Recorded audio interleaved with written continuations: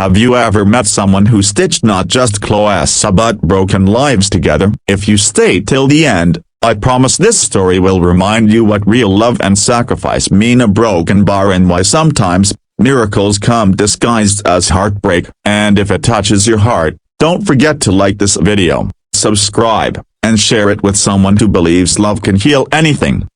The morning air was heavy with dust and the smell of old fabric. In a cramped little workshop at the edge of town, 24-year-old Lena pressed her foot on the sewing machine pedal, stitching through tears. Her fingers were rough, her back ached, but her heart still held a quiet hope. Ever since her parents died, she'd worked day and night to survive, mending clothes for people who barely remembered her name. Yet, every time she threaded the needle, she whispered a silent prayer: God, let me be useful to someone. One stormy night, as thunder rolled outside, Lena heard faint crying near the back alley of her building. At first, she thought it was a cat, but when she stepped closer, her breath caught up. There was a basket. Inside, two babies, twins, wrapped in worn blankets, shivering and hungry. A note was pinned beside them, the ink smudged by rain. Please save them. I have no choice. Their father broken bar doesn't know. Lena froze,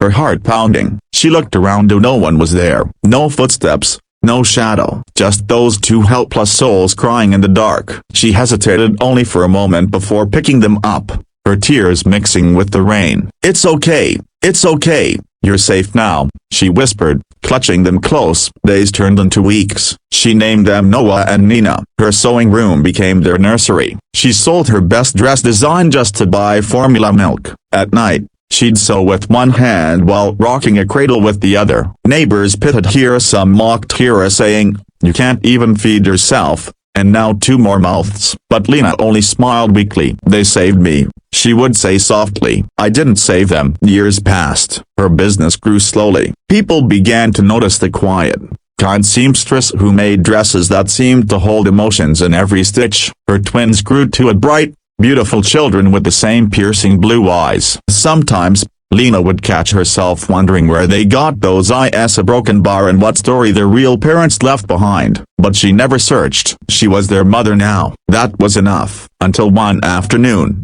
everything changed. A luxury car stopped outside her small shop. A tall man in an expensive suit stepped out, a sharp jawline, commanding presence, eyes cold yet a broken bar oddly familiar. The townspeople whispered as he entered. He was Adrian Cross, the CEO of a global fashion company that had recently expanded into their city. His company was holding a competition for local designers, and Lena's handmade gowns had caught his attention. When Adrian saw her designs, he was silent. Then he said in a low, curious tone, "You're stitching a broken bar. It's familiar. I've seen this style before years ago."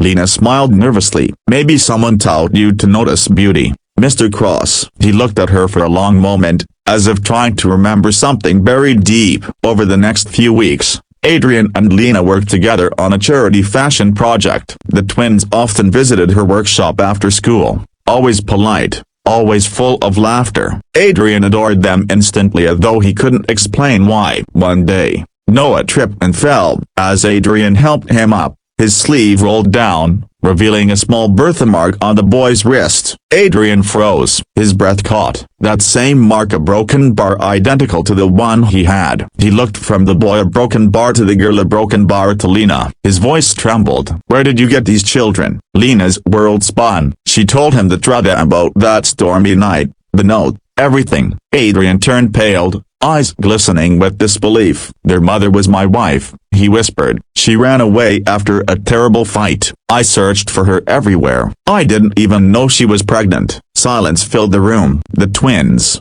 confused, stood behind Lena, holding her dress. She could feel their tiny hands trembling. Adrian looked at her with eyes full of gratitude and pain. "You raised them. You gave them what I couldn't. You have no idea how much I owe you." But Lena stepped back, tears brimming. "They're not just yours," she said softly. "They're ours. Family isn't only blood, it's who stays." For weeks, Adrian came often. He didn't demand custody or try to take them away. Instead, he helped her expand her workshop into a full boutique under his company's support. He spent time with the twins, reading bedtime stories, helping with schoolwork, learning to be the father he never got to be. And slowly, he and Lena began to share more than just work. He saw how she poured her heart onto everything, how she never asked for anything in return. One night, after putting the kids to bed, Adrian found her sewing under the dim lamp again. "You never stop working," he said gently. Lena smiled. "If I stop stitching, everything might fall apart." He knelt beside her. "Then let me hold the pieces with you." Tears slipped down her face as she met his eyes. This man,